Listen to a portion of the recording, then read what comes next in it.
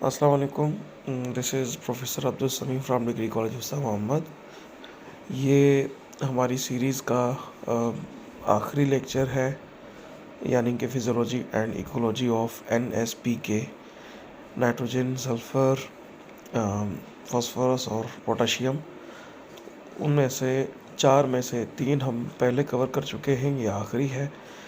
इसका नाम है physiology and ecology of nitrogen.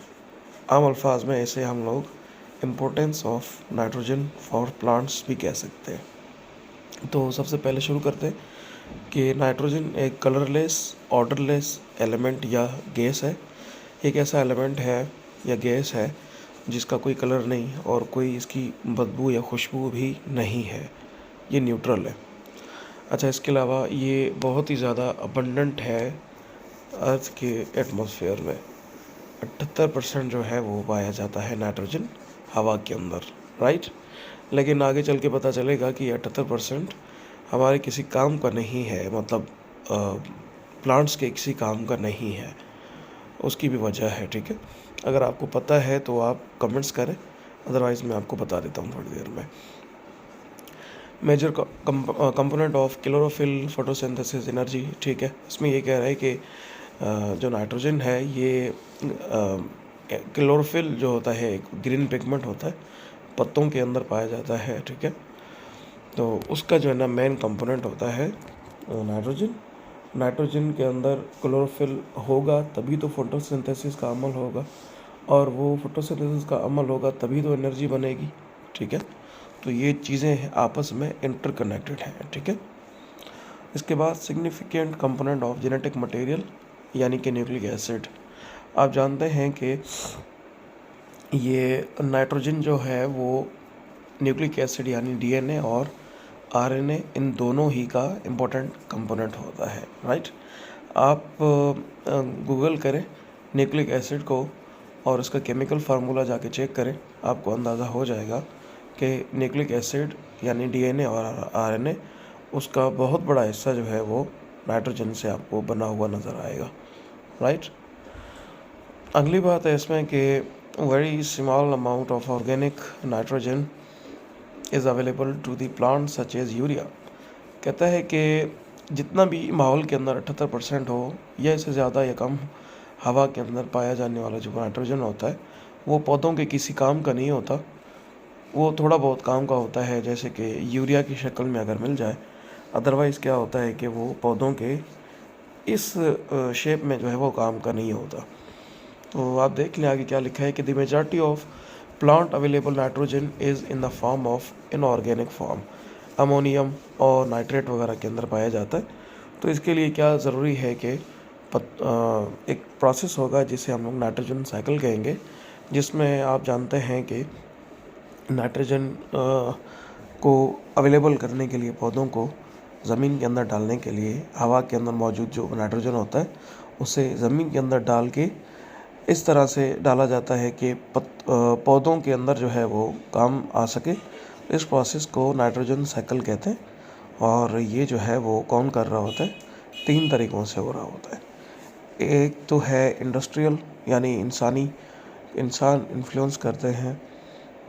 दूसरा है बायोलॉजिकल, उसके अंदर सबसे बड़ी बात कि जो बैक्टीरिया वगैरह होते हैं, नाइट्रोजन फिक्सिंग बैक्टीरिया, ये क्या करते हैं कि हवा के अंदर मौजूद जो नाइट्रोजन होता है उसे कन्वर्ट करके ले आते हैं ज़मीन के अंदर, सॉइल के अंदर, ताकि जो पौधे हैं, ताकि प्लांट्स वगैरह हैं, ट्रीज़ वगैरह हैं, वो ज़मीन से ले सकें, ठीक है। और तीसरा भी एक तरीका है जो कि रेयर तरीका है, बहुत कम, वो ये होता है कि बादलों के टकराने से जो बिजली निकलती है, आसमानी बिजली, इस तरह से भी जो है ना जब वो ज़मीन पे लगती है तो बहुत सारा नाइट्रोजन जो है वो हवा वाला वो ज़मीन के अंदर डाल देती है, ठीक है। तो ये खैर इतना कोई ख़ास नहीं है, लेकिन सबसे जो बेहतरीन है दैट इज़ बायोलॉजिकल, यानी कि नाइट्रोजन फिक्सिंग बैक्टीरिया, ठीक है। So I hope you have got it. आगे देखते हैं कि main form of elements absorb by most plants, यानी कि ये जो है नाइट्रोजन जो है ये बहुत ही ज़बरदस्त किस्म का, मेन किस्म का एलिमेंट है जो कि पौधे ले रहे होते हैं, ठीक है। Consuming water with high concentration of nitrate have negative affects. अगर पौधे के अंदर जो पानी जा रहा है, अगर उसके अंदर नाइट्रेट की ज़्यादा मिकदार होगी, अब ये ना सिर्फ पौधों के लिए है बल्कि इंसानों जानवरों के लिए भी है।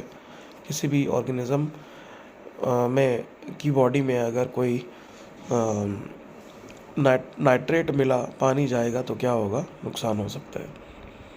Circulation of nitrogen between living and non living, इसे कहते हैं नाइट्रोजन साइकिल, जो मैंने अभी बताया कि किस तरह से आप देखेंगे तस्वीर जो है वो आप जाके सर्च कर सकते हैं, किस तरह से जो है वो नाइट्रोजन ज़मीन और जानवरों और पौधों के बीच में गुज़रता हुआ किस तरह से जो ये सर्कुलर आप कह सकते हैं या साइक्लिक पैटर्न के अंदर ये जा रहा होता है।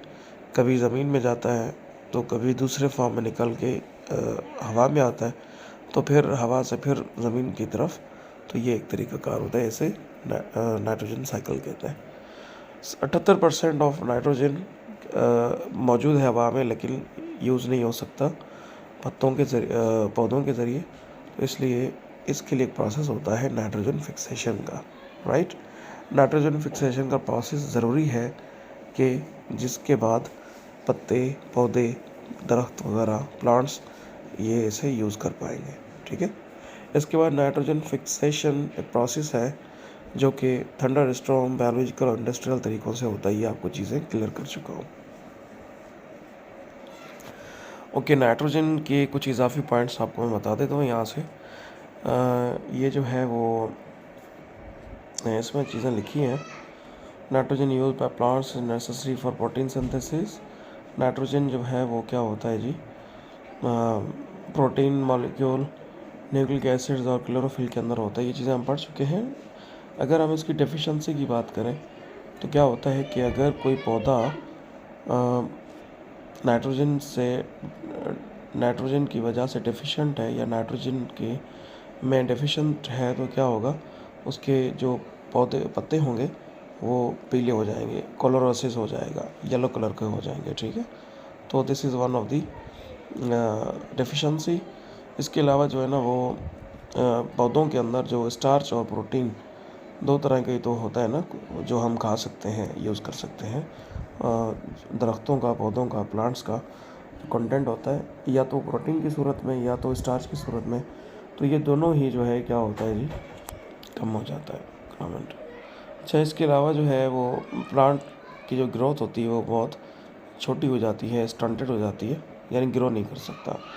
फ्लावरिंग और फ्रूटनिंग आर रिड्यूस्ड, यानी कि आप जानते हैं कि पत्ते भी बहुत फूल भी नहीं निकलते और फल वगैरह भी नहीं निकलते, ठीक है।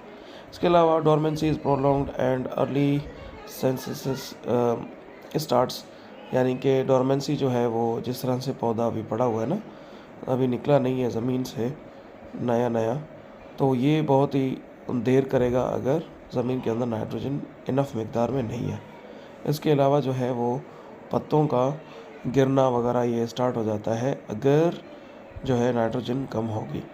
इसके अलावा जो है वो नाइट्रोजन डेफिशिएंसी जो है वो जनरल स्टार्वेशन कॉज करती है पौधों के अंदर, जो है वो जिसकी वजह से पौधे, स्टार्वेशन का मतलब होता है कि भूखा रहना, क्योंकि नाइट्रोजन नहीं होगा तो बहुत सारे मसले होंगे, प्रोटीन सिंथेसिस नहीं होगा। इसके अलावा आप जानते हैं कि क्लोरोफिल नहीं होगा नाइट्रोजन की कमी की वजह से, तो फोटोसिंथेसिस का अमल नहीं होगा, प्रोटीन सिंथेसिस का अमल नहीं होगा। तो ये चीज़ें होंगी, ठीक है, जिसकी वजह से पौधा एक तो कलर उसका पीला हो जाएगा प्लस ये बीमार हो जाएगा, ठीक है। तो इसे सही करने के लिए फर्टिलाइज़र्स यूज़ की जाती हैं, अमोनियम सल्फेट, यूरिया और कैल्शियम अमोनियम नाइट्रेट वगैरह की, ताकि पौधा काम कर सके। अल्लाह हाफिज़।